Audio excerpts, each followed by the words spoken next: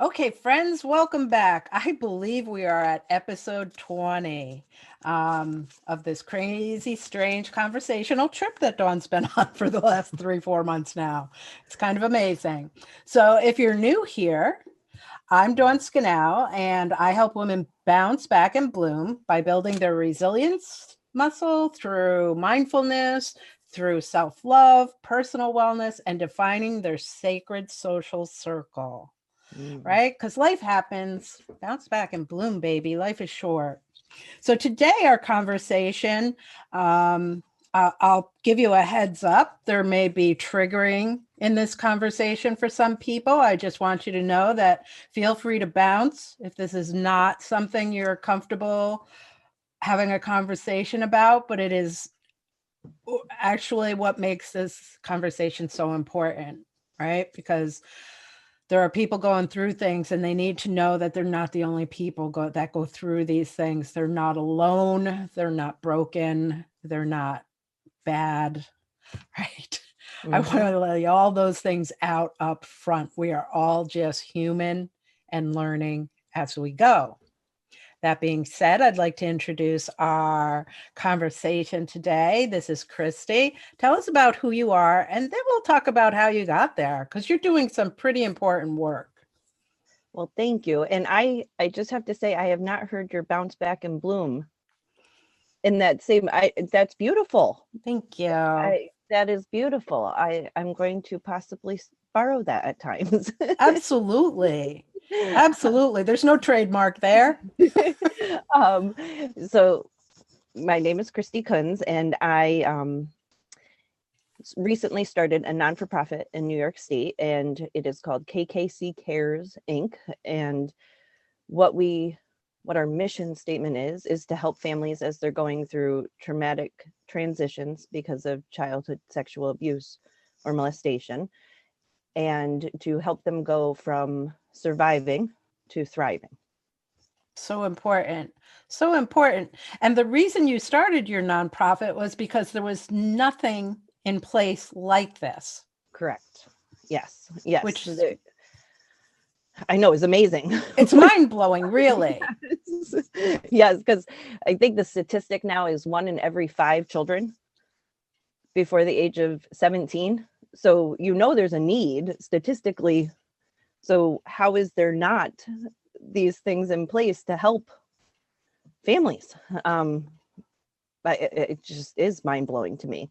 And I would attend a support group through a nonprofit called Talk, but it's TAALK.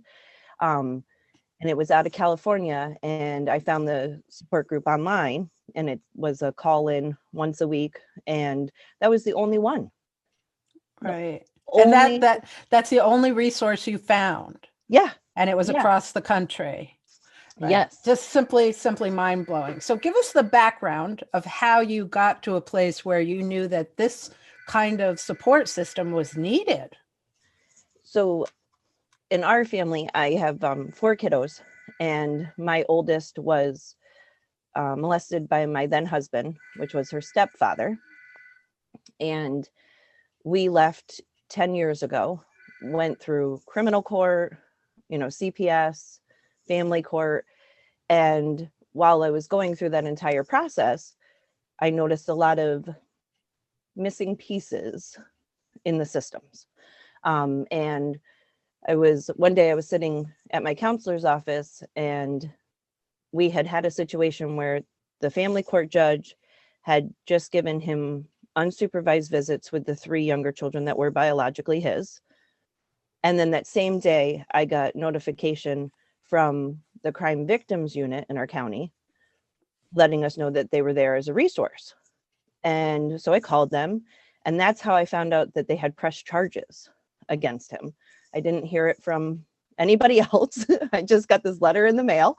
And so I then called my attorney, and I was like, they pressed charges against him, sexual abuse in the 1st degree, sexual abuse in the 3rd degree, and endangering the welfare of a child. And he's supposed to start unsupervised visits tomorrow. I don't know. I've called the police officer. I don't know. Right now he's not in. I don't know if they're arrested. I know there's a warrant out for his arrest, but I don't know what's going to happen. And she, had said, well, don't have the children go tomorrow, and we'll find out more next week. And so I was talking to my counselor about how this had all happened and how, nerve-wracking it was, and how I was amazed. Like, we were just in family court.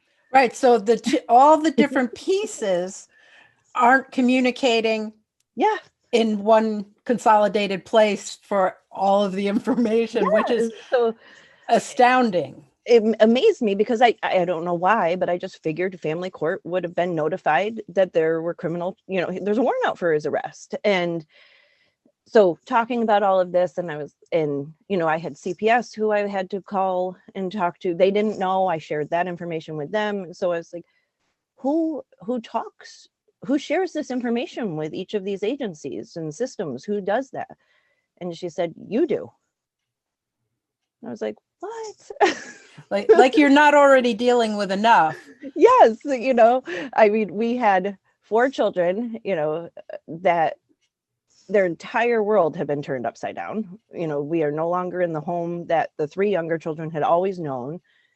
I was homeschooling at the time.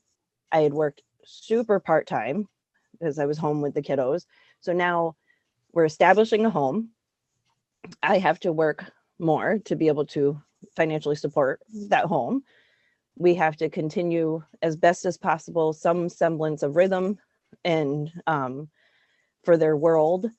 Then I have a child who has been traumatized and need to help her find tools to heal, as well as we're now also going through CPS, family court, criminal court. And the 3 younger children, I was not allowed to tell them per CPS what was going on. So I have 3 children that are just like, what is going on? And, so while we're doing all of those things, I also have to learn how to navigate all these systems, communicate with all of these people. And I've never done this before. Right.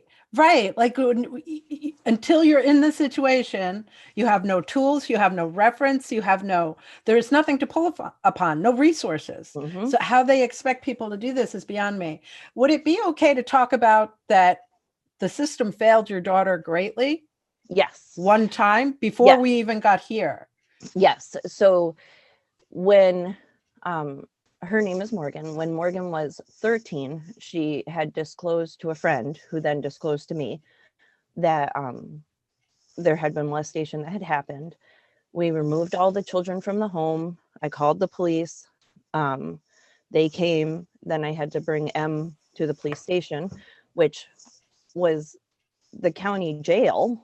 Right. That just seems like the worst place to bring, like, what kind of stress and feel a 13-year-old, right? 13-year-old mind, like, why am I, like, right? What have I done wrong? Has got to be the mindset. Mm-hmm.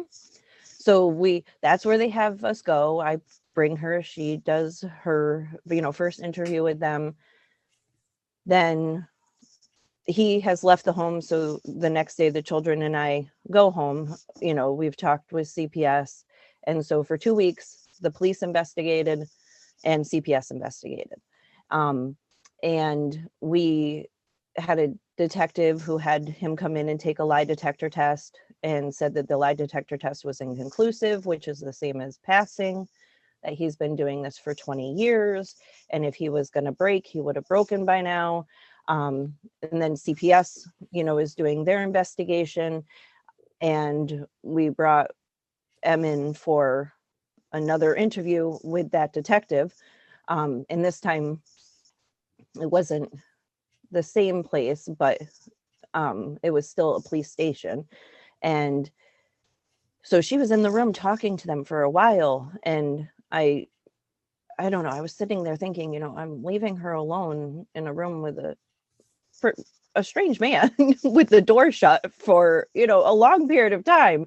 So I went over and I knocked on the door and went in. And during that time, he had said to her, I want to make sure, that this is real. These are some pretty serious things that we're talking about, and they can really mess up someone's life. So I just want to make sure that this is, that we have all the facts. And she sat there quiet for a minute, and then she was like, well, it's possible I dreamt it. And then she sat there quiet again, and she's like, but I don't think so. I just would like to capture the fact that this is a young girl who is brought to the table that she's been sexually abused, assaulted, whatever word we want to wrap around it. And they thought the best practice was to put her in a closed room with an adult male that she doesn't even know. As like, if that were the situation, if I was sexually assaulted and that happened to me, the last thing I would want would, as an adult, would be to sit in a closed door room with an adult male of authority that I have never met before. I would want to say anything I could to make that time in the chair as short as possible. Yes. And so me as a mom, I have no idea. And, everybody kept asking, like the first officer that we talked to, he was like, so do you think this happened? I was like, I don't know. That's why we're here.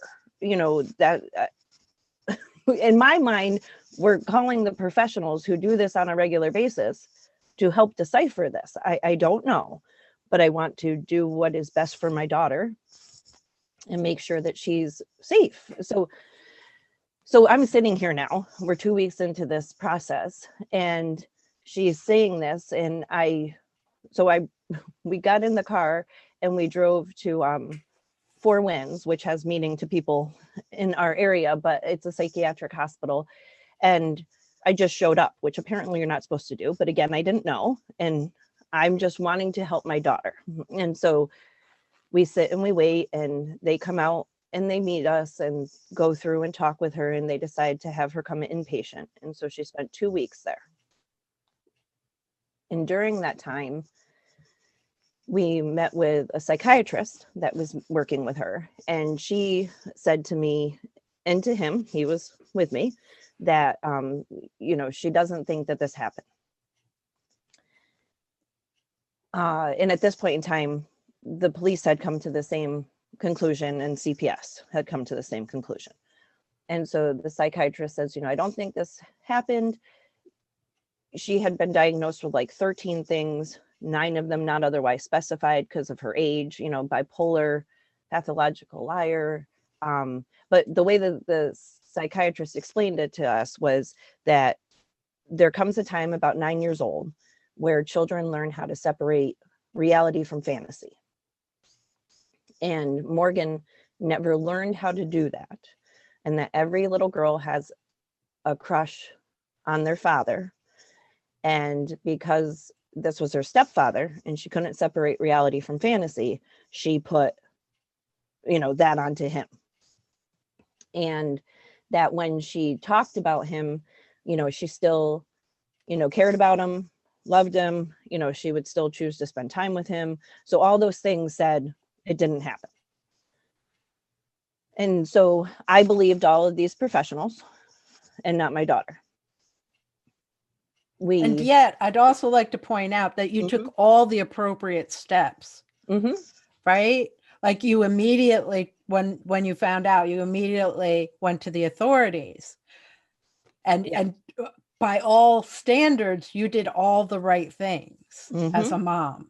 And she was in counseling already, so she continued that counseling after we left. And so she had disclosed in May. In August of that same year, at this point in time, she's taken it back. And in August, her counselor has her apologize to Bill for quote unquote falsely accusing him. This seems like so much to put on a 13-year-old. Yes. And here I am still functioning from, you guys are trained professionals. You know what is best. Like I said, she had been diagnosed with all of these things, and we were, she was on medicines. And can I ask about the bipolar? Looking back, was there anything, do you believe she was bipolar? Were there nothing that, like, for me, the things that I had noticed when she was younger was lying, stealing, and sneaking, especially food. Those were the things that I had noticed. And we had gotten some calls from the school So I was functioning from the place that she was obviously struggling. And what can we now, in hindsight, she was doing those things because she was being molested. Right.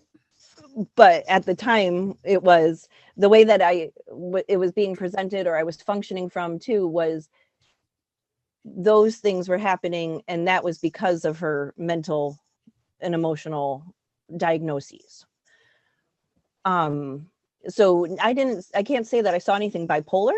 But I did, like, you know, big manic highs and like weeks of her not being able to engage. Because that's a pretty big diagnosis, yes, right? and they technically can't be diagnosed with that until their early 20s. Okay, all right. You Because that's what I was thinking too. How do you diagnose a 13-year-old unless they're going through like so many really out of the box behaviors? And this is our, you know, last thing we're thinking. Yes, and that's why it was like bipolar, not otherwise specified, because she was technically too young to be even diagnosed with that. And out of all of her diagnoses, more than half of them said not otherwise specified because she was too young. So we went through where we didn't leave the two of them alone together, you know, because if she was having trouble separating reality from fantasy, we didn't want her to feel unsafe. And we also didn't want him to be, quote unquote, falsely accused again. So we did that for 2.5 years, where they just weren't left alone together. At this time, he's in counseling, I'm in counseling. Morgan had already been in counseling. We had always been doing like some type of couples or parenting counseling for most of our marriage. So we were doing that too. And after 2.5 years, I'm sorry, I have to clear my throat. It's okay. After 2.5 years, the counselor said, you know, it's time to address the elephant in the room. If you guys are going to be a family, you got to start leaving them alone together. At this time, she's 15. She said she was okay with that. He said he was okay with that. So we did that for about 6 months. And then she disclosed to my sister, who then talked to my father. And my father and I had gotten together to talk about other things in my marriage that were going on, and, you know, what was the best way to proceed. And Bill and I had talked about possibly doing a trial separation. And so we were going through that process together, and we got together, and my dad informed me that, you know, when we got back to the house, my sister, my brother, and my mother were there. And so when we got there, they shared that things were, as they said, what happened before did happen, and it's happening again. And so now this time I called my attorney first, explained what was going on, and we had to wait 2 weeks till she shared new information, because we had already, all the other stuff she had shared had already been unfounded. And then after she shared that new information, called my attorney again, and this time went to family court first, then called CPS. They did end up, as I said, pressing criminal charges. He was arrested for more than he was able to be prosecuted for. So he ended up just being prosecuted for misdemeanors. And so that is how we came. That is yes, how we failed to be there for Morgan. How the mailman just rolled by. So basically, every system put in place to protect her failed her. Not once, but twice, right? Mm-hmm. And the second time that she disclosed, this time we went to the Children's Advocacy Center, and they did a forensic interview, which is what you're supposed to do, because then it can be recorded and they don't have to say it over and over again, as well as you're in a safe place. You know, you're not at a police station, you're not at, and they are very conscientious of who's in the room, the genders of them, you know, making sure that the kiddo knows that mom's right outside, or whomever is their caregiver is right outside, you know, to that they're not far, but that they're safe in that space. Nobody else can hear them or see them, you know, like, so they're just trained to do this in a way that helps the victim feel safe and isn't re-traumatizing for them. Yeah, I just keep putting myself in Morgan's shoes and going, well, how, like, where was the grace for her? Like, how, where was the grace for her? I can't imagine at 13 finally disclosing and have all those systems fail and feel like we don't know. But I'm looking at like my 13-year-old self. I would have felt like, what have I done wrong? Like, right? Like, am I the bad person? Am I the one? Right? All those doubts. I mean, as a grown woman, when things go bad in my life, I, internalize, and what did I do wrong? How did I make this happen? Right? It's just human nature. It's just, and then for that poor little girl, the first time she was able to identify something happened, she was 10 years old. So if you think about this, from 10 to 16, at least, because we've also now, I've educated myself and had different experiences, we know they don't always disclose everything. So that's as far as we know. For 6 years, that's the world she lived in. Right. Where she had to lie. Where she had to, create this alternate reality in a way. Right. To be able to survive. Right. And if you have to lie about that, right? And with her brain development at that point, how do the other lies not bleed in, right? If she is lying for survival's sake, right? It becomes a tool that we use.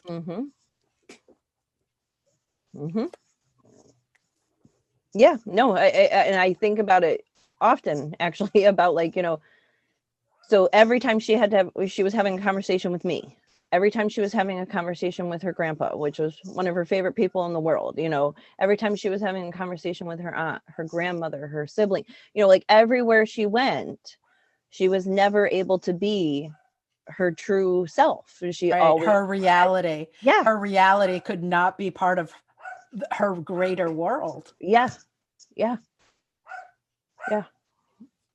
And he was, threatening at times, and, would, so what that felt like to this little girl to be like, go ahead and say that, and then I'm going to say that, like. Right. And I can also imagine, like, having things used to control her, like the other siblings. Like, do you want to do this to them?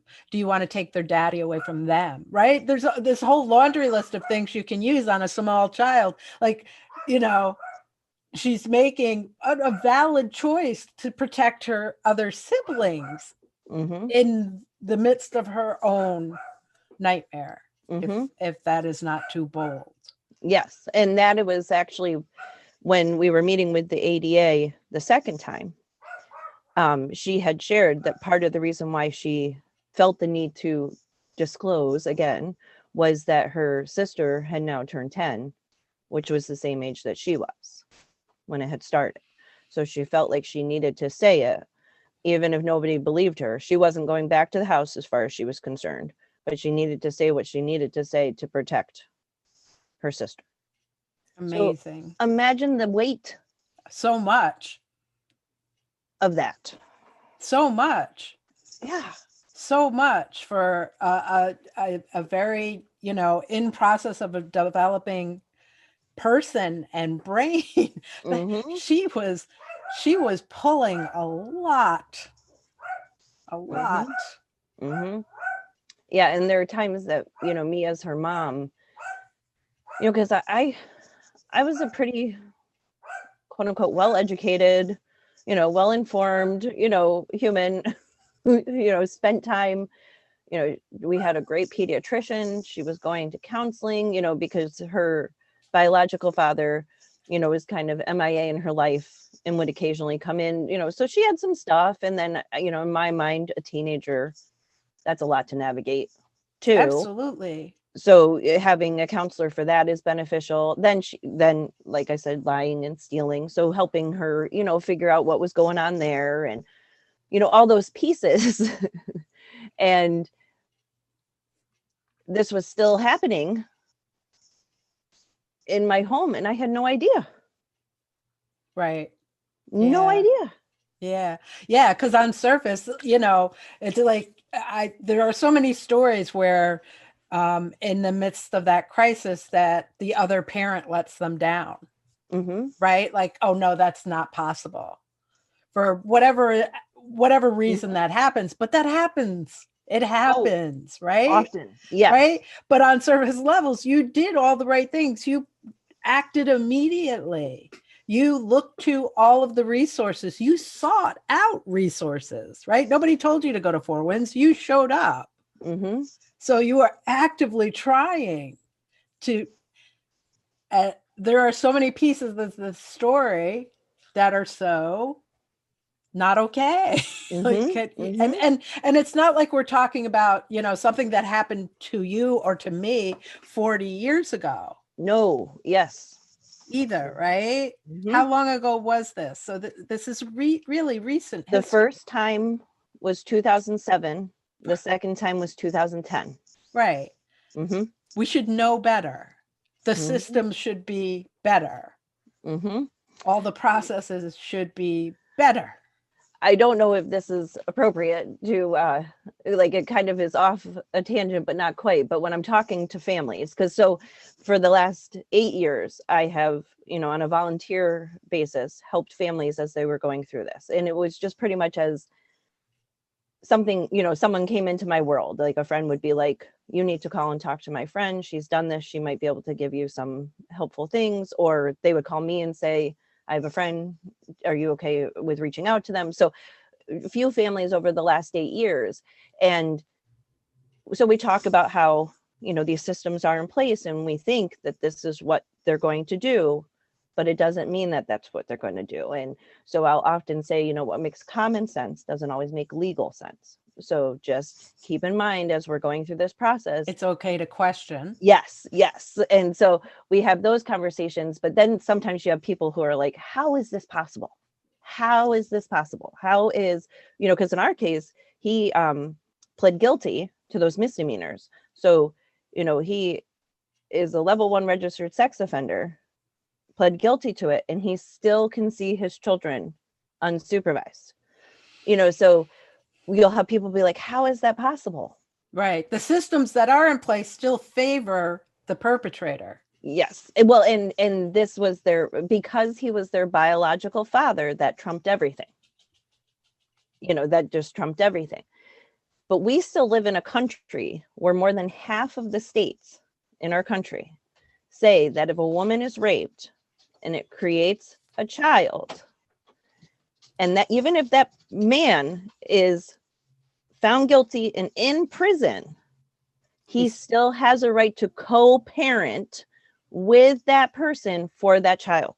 Again, the system favors the perpetrator because not only, like, let's just further the trauma for that woman. Yes. And so, like, if we live in a country, like more than half the states, that makes sense to them, or at least enough not to go and change it.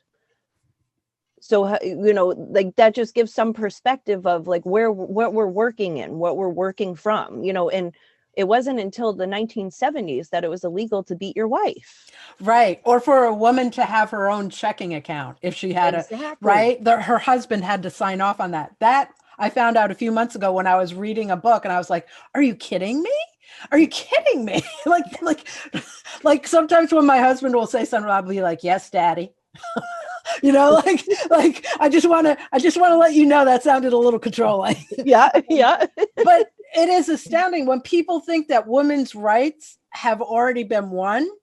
This is what we're talking about. Not even close. No. Not even close in equity at all. And not just women's rights, but children's rights. Right.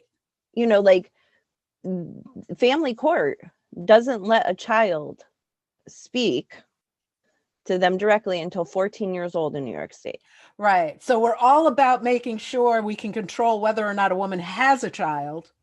But once that child's here, well, let's not really give them any autonomy, any real rights, any real service. Yep. It's Yeah. so And the other thing that amazed me after I learned more facts, I think 6 years ago it was 4%. Now it might be 5%. It's been statistically proven that maybe 5% of people, quote unquote, children, make this up. that's it, yeah. And even if they are making up like what they said, quote unquote, lying about what they said, there's usually something going on. Right. It's just that this was what they felt comfortable sharing. Right. And why, as a society, do we first go to that 5% lying? That means 95% of them aren't. Right. Right. Right. It's so backwards. Mm-hmm. So backwards. And we'll go back to women and being raped. That's the same thing. Like they have to prove that it happened. Yeah. You have to have the burden of proof. Yeah. Yeah. Yeah.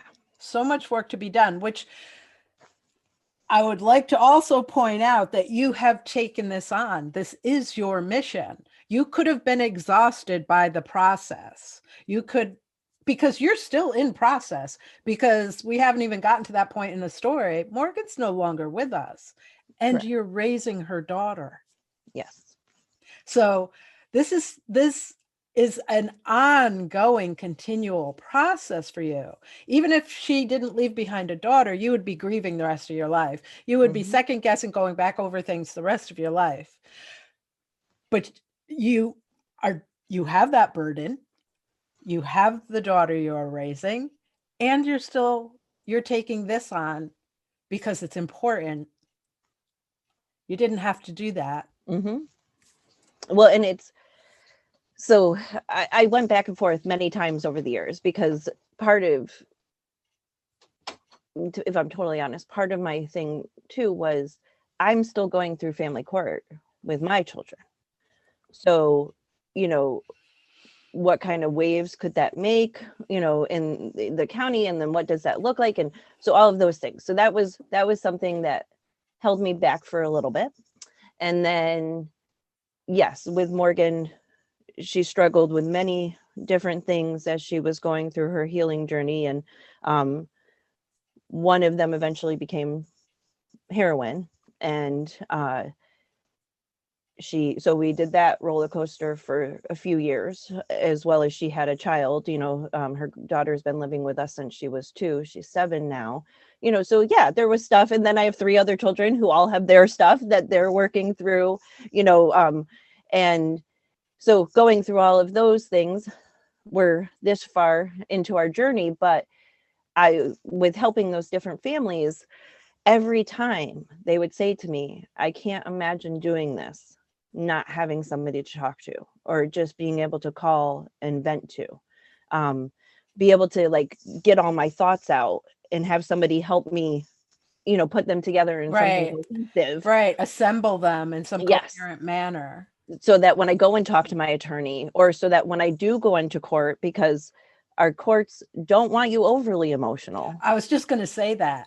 I was just going to say that you can't be over emotional, because then nobody listens, and you get told to be quiet. Yes. But you can't be too not emotional either. Because then you're not believed. Right. Oh my God. I'm getting exhausted just talking. I can feel all the tension in the back of my neck and my shoulders right now, all of the angst and anger for the entirety of the nonsense. Yes. And so you have like this very delicate balance, and there's not much of a learning curve when you're doing this. And our family was lucky enough to have a second chance. Most families don't get that.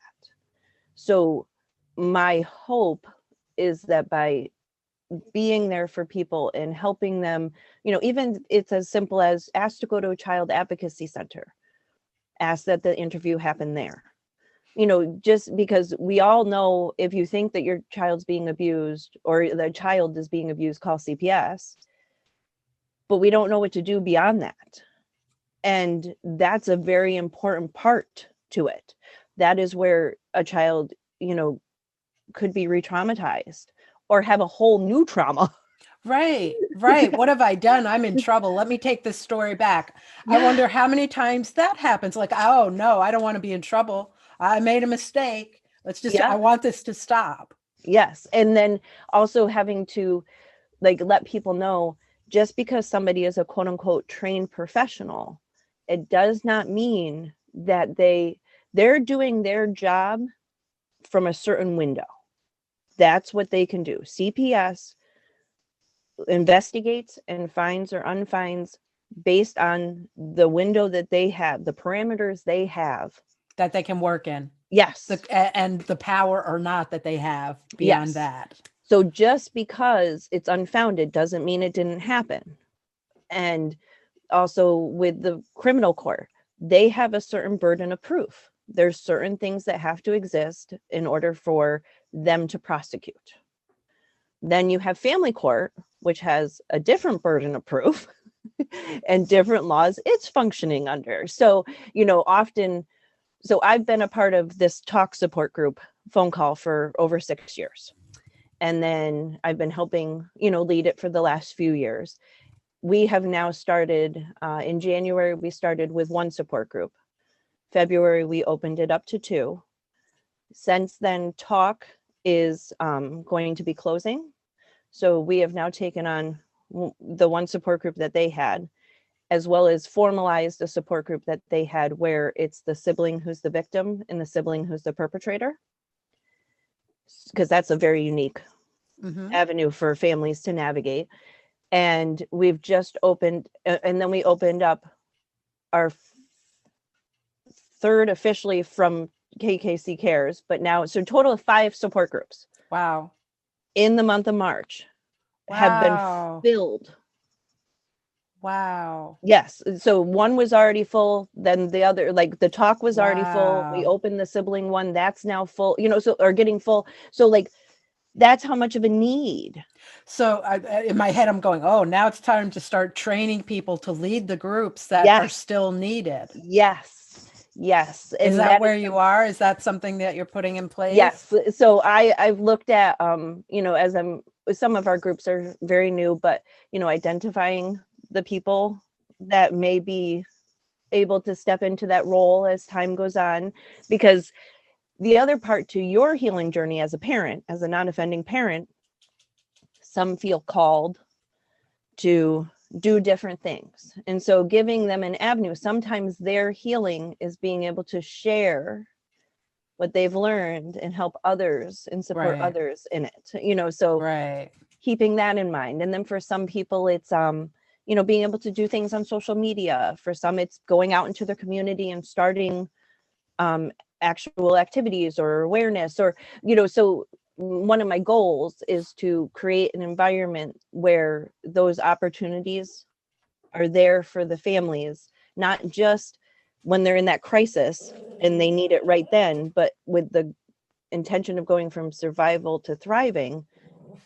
You have to sometimes spread your wings into this area because that's where you feel called. And then for others, it might be just, I'm going to make sure that every child in my world has Some Secrets Should Never Be Kept, that book, and everybody has it, so I love watching the growth of and the healing of. Like last night I was on a support group call, and there's a client I've been working with for over a year now, before we were even official. So now she's an official client, but and she's talking and she's saying things that we talked about a year ago to a new mom who's working through, and they can't hear me because I mute when I'm not talking, but I was like, yes. And so it's just a wonderful thing to be a part of. I say to them all the time, I'm so sad that you need us, but I'm so glad you found us. Right. So tell us exactly what kind of support, what kind of service this whole thing is, so it's really clear for people. Okay. So we have support groups, as we talked about, for non-offending parents. We have the Hope. We haven't gotten there yet because we're working on still identifying the families that need it. But my older daughter, who is now 20, has always wanted to start a sibling support group. So a support group for the siblings of those who were molested. She felt like that would have been a wonderful resource to her when she was younger. Yeah. And so she wants to create that for families. So that is another one that we're working on. That's the support part, as well as personal support. Individual support, if they need something and they call and they need to talk, I will do that with them too. Then we have what we're calling like advocacy or liaison work, but where we can go to court with you, physically attend court with you, including family court, because oftentimes with different agencies that are around, they'll have somebody go with you to criminal court, but there has to be a case, like there has to be, we'll do that with you, whether the CPS case is founded, unfounded, going to family court, just so that you have somebody there with you. You're not alone while you're doing this. And then also we can help liaison between, CPS and family court, so that communication can happen, but you don't necessarily have to be the one doing all of that communication and coordination. Also, you have somebody who has a pair of listening ears in the court who's not emotionally invested in the case, that afterwards can say, oh, bring things to your attention that you missed because you're hung up over here because you're in it. That's got to be so important. Yes. Well, in so I have a couple of kiddos who have IEPs, and the first time that I did it, my sister attended with me because she had a child with an IEP. But that is actually something that's in place, is you can ask for a parent. I can't remember exactly what they call it, but another parent who's done this before to be at your meeting. And explain for anybody out there who doesn't understand what an IEP, what does that stand for? Thank you. Individual Education Plan. Okay. So they go through the process, they evaluate, and then you have this meeting and this conversation. So as a parent, you're hearing some things about your child for the first time. And then you're trying to hear all those different resources and what's going to have to happen. And so this other parent is there. They've already done it. They're not as emotionally invested as you are. And so, yes, they have that listening ears that can then pass on. And it's the same concept that they'll always say too, like bring somebody to the doctors with you if you're getting a big diagnosis, because you're only going to hear so much. Correct. And this person can. And you're kind of in shock, like, so the questions don't come to you until way later. I've done this. I actually did this with one of my friends when she was going through a huge medical crisis.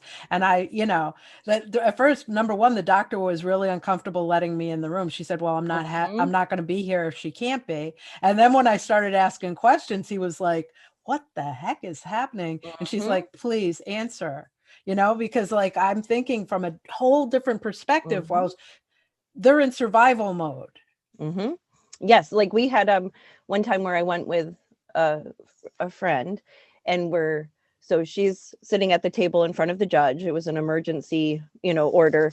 And I'm sitting in the back, and the judge asks, and is this an order of protection that should be extended to the children? And I'm going, but I couldn't say anything, but I'm just nodding. And so he then says, Miss, it sounds like you have something that you would wait. And then he asked her, are you okay for her to, share? And she said, yes. And I said, it does. Yes. And I explained a few things that had happened as to why it would be important for the children to be included in the order of protection. And, he said, okay. And that, and so now we all had this conversation, but she was sitting there in just panic mode. Like she's scared. Right. Yeah, she's scared. Of course. And so just the fact that she took the step to ask for that order of protection for herself was, and the two children, so the biological child of his had already been included, but he was asking, do these other two children that were biologically hers need to be included? Yes, they do. But you're sitting there like, I don't know, do that? Like your brain's doing. Right. Yeah. Yeah. Like it took everything just to get to this point and walk in this room today. And now I have to think more. Yes. And then, I mean, after you have to then make sure that order, you have to get that order of protection. Then you have to have that order of protection served. And then you have to make sure that the daycare and the schools get a copy of that order of protection, so it's not just that one little moment in that classroom, or that courtroom, which is not a little moment, but it's not that one. There's all of these pieces afterwards, and your brain can only do so much. Your brain can only do so much. And then there's also the shame attached to it. Oh, yeah. Even if we're entitled to that order of protection, like I'll come back to, what did I do wrong? How do I deserve this? So if you're the one who has to walk into all those places and make sure they have that information, that is re-traumatizing for a woman every single time. Yes. And not best practices. And we as a society, like, I can still say child sexual molestation or molestation to someone and they physically pull back. Yeah. You know, so we as a society, that's a hard topic for us to talk about. So when you're in that you're that person who has to have that conversation with somebody, and you see somebody pull back, you're not thinking this is hard for them to hear because they're thinking, oh, I hope that never happens in my, like, you can't do that. You're thinking they're pulling away from me. Right. There's something wrong and with that panic of, I am so alone. Yes. And we are broken. Yes. And then some people don't say good things when it happens, or intelligent. Like, I had somebody say to me, well, I can't believe he did that. You know, it's not like you're ugly. So if I was, it would be okay. Like, wow. I was like, I don't even Got nothing. See you later. Yeah, but I gotta be going. Yes, but when you're in the midst of that, and if you don't have, you know, like, I had a wonderful family, a wonderful group of friends, a great attorney, so many a good people, group of counselor, you know, but could you imagine somebody all by themselves, no one to talk to? Sometimes people who are getting on the support group are talking to me, this is the first time they've talked to anybody about it. Like, how alone you're feeling, and then all that hamster wheel of thoughts that can happen when you have these different experiences. And if you're already feeling ashamed, every little thing, it's because of you. Yeah. You know, so somebody didn't make eye contact that day, or somebody didn't smile that day, but it's because they know. Or so, yeah, our biggest goal is to just, you're not alone. We're here. We will help in whatever way they need. So these services are available, but if you don't need all of them, that's okay.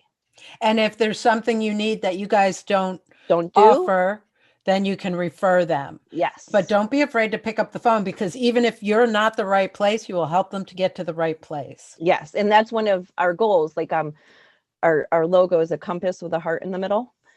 But the reason is because, you know, it's to help guide you. I don't have all the answers. I don't know everything. But while you're in this place where you need that help, and we'll do that. But I also don't want to be the place that has all the answers either. I want to be able to refer them to other agencies that do different pieces. You know, like, we're here to fill in that missing piece. Right. Not to duplicate services, you know, like, so building that community, those resources, you know, those connections, because often too, if this has happened, you've left your home, right? You've left your friend, you lose friends, right? You know, you know, all you this, sometimes very often lose family. Yes, lose family. Yes. And so giving them different avenues, safe places to maybe start rebuilding those connections and your team of people that are going to help you while you're going through this sacred support circle. Yes. Like, all of us need it. All of us, everybody needs those people. Even more so. Mm-hmm. Yes. Even more so. Yes. Okay. So there will be, if you're listening to this and watching this right now, in the postings where you found this will be all the links of how you find Khriste and how you find the resources and the places. If for some reason you're listening and you cannot call upon these links, I'm Dawn Scannell. You're on my page. Hit me up, send me a private message, and I will make the introductions and show you where you need to go. Do not feel like you've been left out. That number one. Mm-hmm. Is there anything, as we wrap up, anything you want to leave people with, any important piece that we haven't put in place yet? I just want to reiterate that you are not alone, and that you did not, if this has happened in your world, you did not fail your child. You did not fail to keep them safe. Um, One of the things that my dad said to me forever ago, and it has stayed with me, and I pass this on to all moms and dads when I'm talking with them in this situation. I remember saying to him, I failed to keep my daughter safe.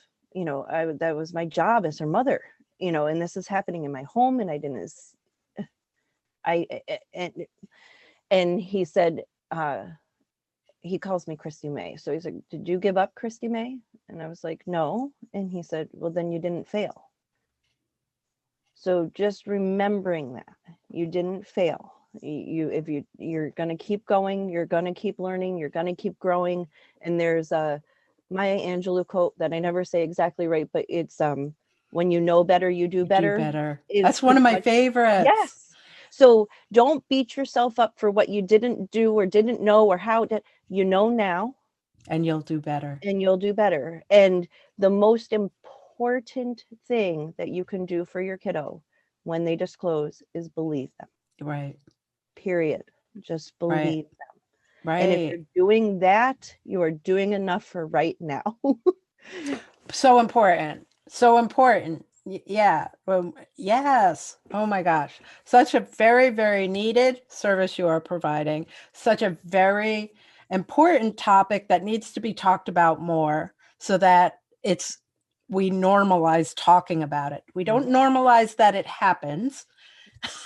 Let's not ever do that. But Correct. We need to normalize being able and being safe to talk about these things that happen.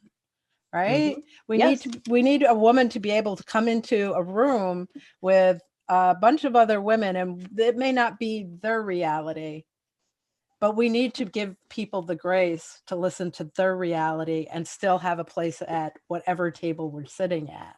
And if we don't normalize it, we put children in a situation where they are not being protected and nobody is bringing it to the table. Yes. And that's also, those conversations are what's going to help fill in those blanks in the systems that exist right now. Those are the things that are going to help fix all these things that we've talked about and been like, what is going on with that? But if you're not talking about it, it's not going to become known, and then we're not going to have the energy or the drive to change it. Yes. Right? Like, just because it didn't happen to me, I have the empathy to go, this needs to change. This is heartbreaking. If it had been me and my child, and I'm sure we can all any parent can put themselves in that place to go, holy crap, no, this is not okay. That needs to change. The process, the how it all works needs to change. And I am so thankful that you weren't so exhausted to not do anything, because you could have been, and that would have been valid too. Yes, it would have. Yes. But something that my children and I talked about a while ago was, the first goal is them, protect them, keep them safe, help them heal, do that. But that I also wanted to take what we've learned and it not just help our family, but help other families. Right. Because what you're doing will change the dynamics for those who come after you. And that is equally and maybe even more important as we go forward. Because if we don't learn from our mistakes, nothing's going to get fixed ever. So thank you so much for your time today. Thank you for being so open about talking about this and for being a change maker, because that's what you are, Khriste. Put that on your resume. I am a change maker. Okay. You have a very lengthy one, at least in my eyes, you do. Emotional intelligence and those things that we do in the world need to start showing up on resumes. They are sometimes more important than the education and the degrees and pieces of paper that we have. I agree. Right? Okay, I'm going to wrap this up. I do want to say that when I say goodbye, I'd like you to know I'm not bouncing out and closing the meeting. I'm turning off the recording because there's a place that we need to talk about, Okay. only because I think I want to give you an opportunity for me to take something out. I Okay. saw it in your eyes. Yes. Okay. And I want to make sure we do that today. I normally don't do this, and I can't believe it. Now you all know that I'm doing this. Anyway, I'm Dawn Skinnell. This is Khriste. I thank you again. I would like to invite you to, if you've enjoyed this conversation, please hit subscribe on my YouTube channel. I upload the audio on my podcast so that if you just want to listen to this conversation while you're walking, you're running, you're driving, hit subscribe there. It helps us all keep these conversations going. For now, that was a pretty weighty one. I want everybody to take 3 deep breaths before we go on to something else. Yep. Think about grabbing a glass of water and then sit with it. Sit with it because it was heavy. Sit with it. Find out where you want to take this, what it means. Thank you again, Khriste. Thank you very, very much.